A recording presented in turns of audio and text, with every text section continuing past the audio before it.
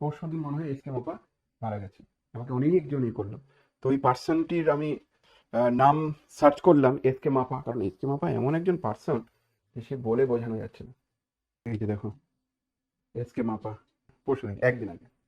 কতদিন আগে ম্যাথমেটিক্স নিয়ে গণিত চর্চা করেছে, মানে ভাবা যায়। অদ্ভুত রকম তিনখানা বই বের করেছিল, একটা ক্লাসিক্যাল অ্যালজেব্রা, একটা অ্যাবস্ট্রাক্ট অ্যালজেব্রা, আর একটা হচ্ছে তোমার রিয়েল অ্যানালিসিস। তো উনি পরশুদিন পরলোক গমন করেছেন, পরশুদিন। এটা গণিতজ্ঞ এস কে মাপা আজ সকাল 8টায় আমাদের ছেড়ে অমৃত লোকে গমন করেছেন। গণিত শিক্ষার পরিবারের পক্ষ থেকে আমরা ওনার আত্মার শান্তি কামনা করি। কালকে, আজ সকাল 8টা, মানে কালকে, একদিন আগে।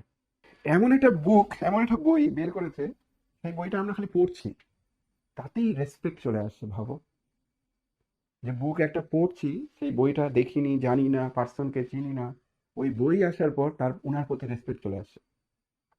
সেটা আমার আরো একবার হয়েছিল, আমি তোমাদেরকে একটু উদাহরণও দিচ্ছি।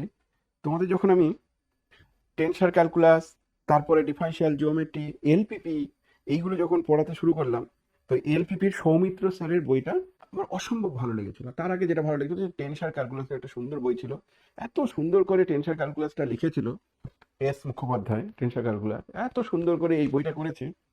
তা আমি হঠাৎ করে একদিন, তো স্যারের প্রতি আমার রেসপেক্ট বেড়ে গেছে স্বাভাবিক। তো হঠাৎ করে একটা ভিডিও বলেছিলাম যে তোমাদের জন্য আমি বলেছিলাম যে এটাকে দারুণ বই, অসম্ভব ভালো বুক, এই বইটা তোমরা নাও। তো ওই ভিডিওটা পাবলিক করে দিয়েছে। স্যারকে আমি কিন্তু চিনিও না, জানতামও না। তারপর দেখছি ওই স্যার একদম আমাকে ট্যাগ করেছে। কে কে কোন কোন ছেলে পেলে আবার দেখছি যে ওই স্যারকে ট্যাগ করেছে, মনীন্দ্রচন্দ্র কলেজের স্যার। তো ওই স্যারকে ট্যাগ করেছে, ওই স্যার আবার পার্সোনালি আমাকে মেসেজ করেছে, বেশ কিছু অনেক কথাবার্তা লিখেছে, পরবর্তীতে স্পেসিফিক কপি দেবে সেটা। কিন্তু স্যারের প্রতি রেসপেক্টটা কেন চলে আসলো, কারণ একটা ভালো বুক আমাদের জন্য উপহার দিয়েছে। ঠিক ওরকম কিন্তু আমাদের ইসমাইল স্যার, তাই ইসমাইল স্যারও কিন্তু আমাদের জন্য খুব ভালো বুক উপহার দিয়েছে।